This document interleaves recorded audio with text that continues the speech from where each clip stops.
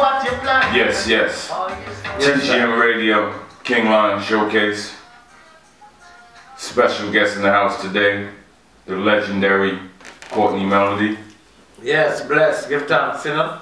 Okay, it's a pleasure. It's a pleasure to interview you today. We're gonna start with reintroducing you to the new listeners, the new fans. Any fan of reggae music would know of your music, but for the new listeners and the new fans, the younger fans, can you reintroduce yourself and let people know who you are? Yeah, the original, you know, from the 80s, you know. Come up, straight up, you know what I say. Courtney Melody, you know, them know the tune them. The generation of youth will grow up on the tune them.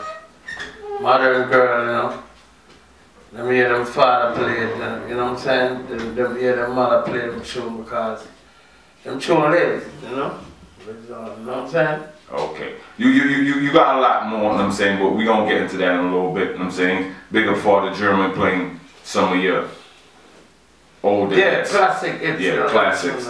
We're going to get into, because we got a lot more to play, so we're going to get into some of that a little bit later on, but let's get more into the history of who Courtney Melody is.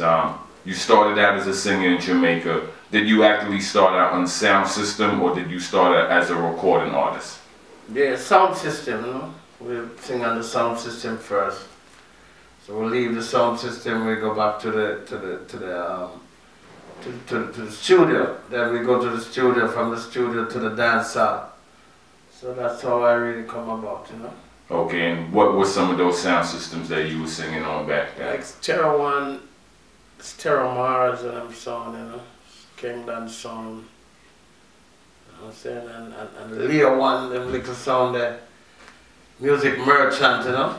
Okay, so you were discovered by producers from singing on sound. They brought you to the studio. What was a guy named Sleepy introduced me to Winston Riley, and so no, we go on to downtown. We go downtown. So the Sleepy didn't know Tennessee, so then Tennessee introduced us to Winston Riley.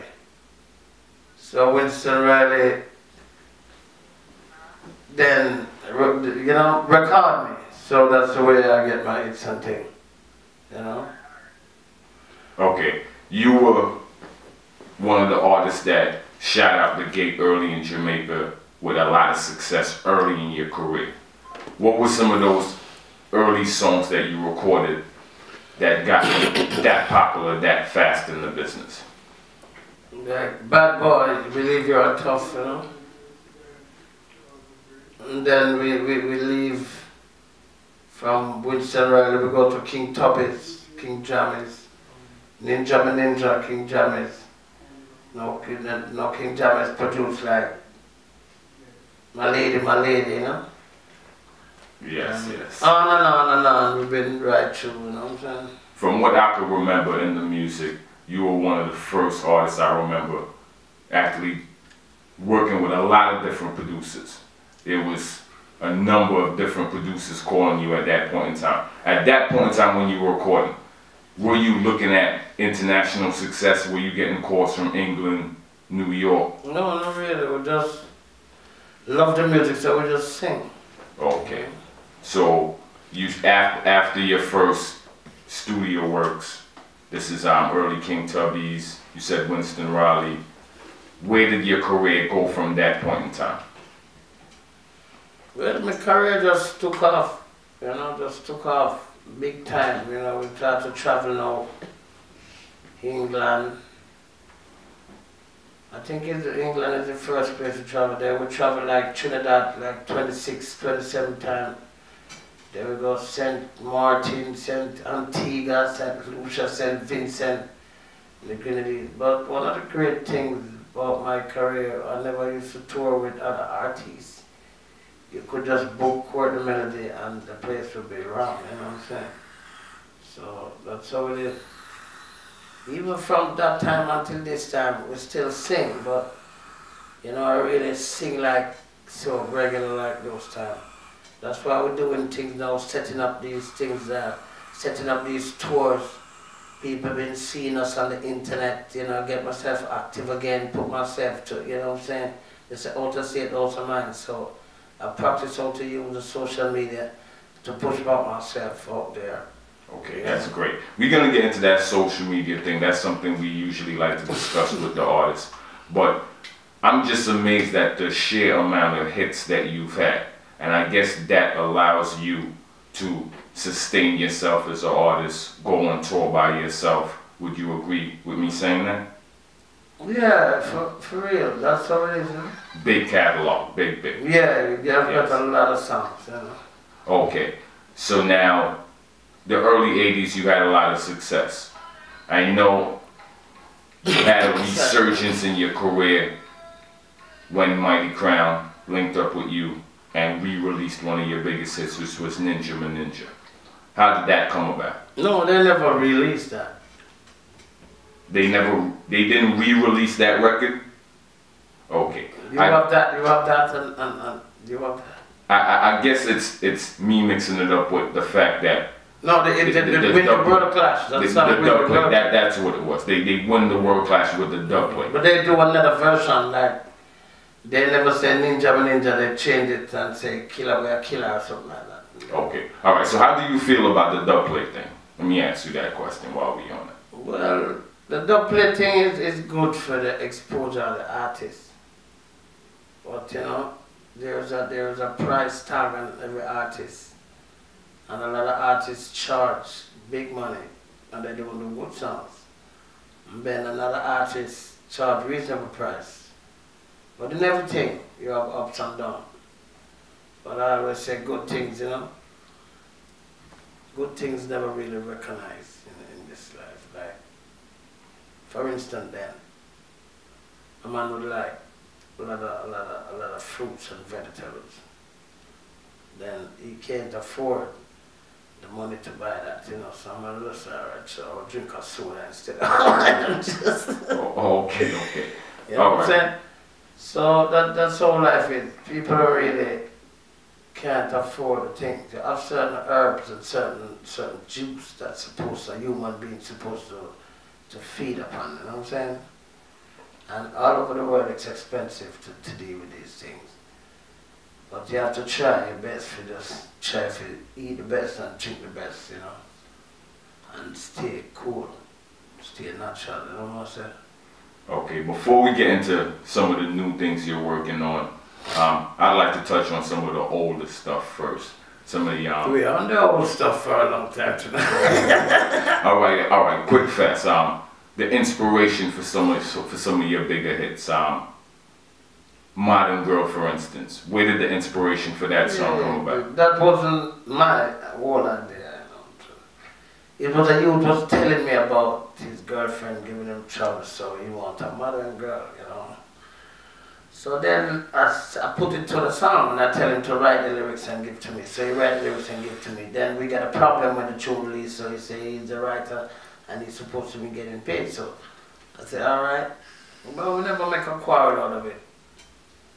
I moved back to the mountain because I was in the city and things get bad down there, so I moved back up to the hills. So all the songs would come to me naturally through the breeze, through the wind, you know. Okay, through the meditation of the Most High God and the ribbon and the spring.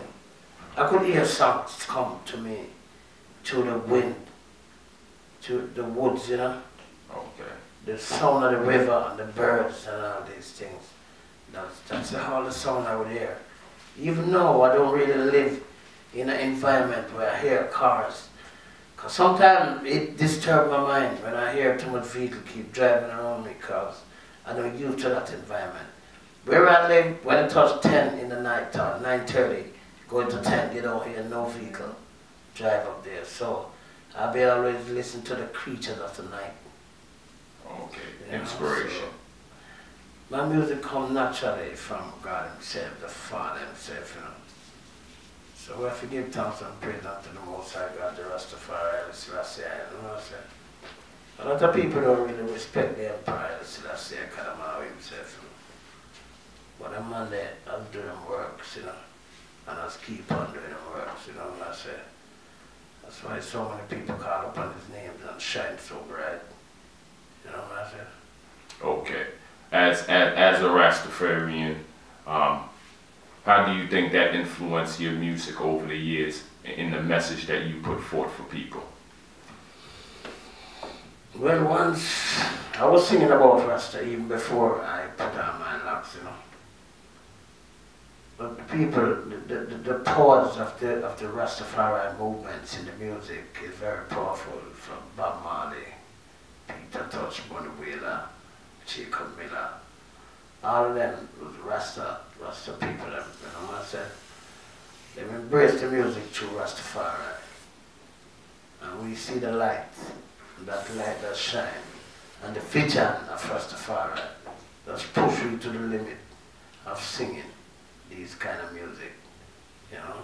So, we have to give thanks a million times, more than a million, 100,000 billion times for this music. Because this music is the love of the Most High God. Okay, like I said, we're not gonna dwell on the old stuff too much, but before we get into the new stuff, Father German, I know you got some more classics for the listeners to hear. So the fans, people, producers, listeners can reach out to you. Yeah, you have to work on that. You see, people have been texting, calling all the time, you know what I'm saying? Yeah, so we have to try to learn how to interact with the people. Because you see people searching for good music, good artists nowadays. Even some of the promoters, they don't know how to find me, you know what I'm saying? So how can people reach you online? Yeah, look on Facebook, original Courtney Melody at gmail.com. Okay. If you just go Google me, Courtney Melody, you'll see me popped up. But you say original Courtney Melody at gmail.com. That's my email address. Okay. So people could email me, you know what I'm saying? Okay, so now let's go down the list because you have other platforms as well. Are you on Instagram or are you on Twitter? Yeah, people follow me on Instagram, but you know, I don't know the person who set it up, so I don't know the password for that, so I don't really go into that. So okay, but people follow me on Instagram. But yeah. Facebook is you live and direct. Yeah, Facebook and WhatsApp, you know. Okay. Do you have a SoundCloud page with your music as well? No, I don't.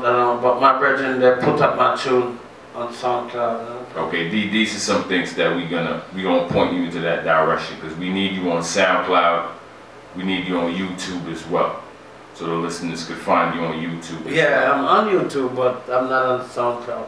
Okay, all right. So now you're working on new music. You have a new single we have here. We're gonna play it in a little bit. That's Chucky No Lucky. Yeah, Chucky No Lucky is a song that released on the internet, you know, but nobody like know about these songs. But these songs is brand new to the ears of the people because they don't know that. So we got a new producer we're working with. Cause we work with Reggae Vibe the other day, you know, and we do 2 albums for Reggae Vibe. But it wasn't a success. I don't know, something goes wrong and everything goes, you know what I'm talking about, you know what I'm saying, everything just.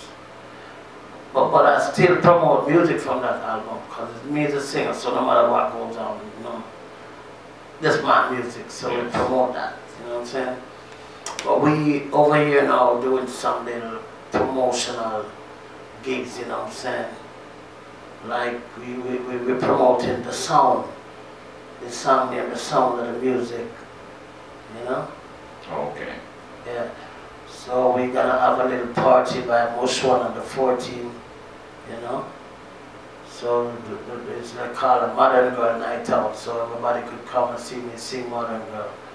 But my main target is to push this song, because a lot of radio stations over the UK and over the world has get this song to me. So the producer is Shine All Faces. He's in Jamaica, so he's the one who, you know, doing things for me right now. So I'm saying. Big up to all the listeners in the UK once again, TGM Radio Live.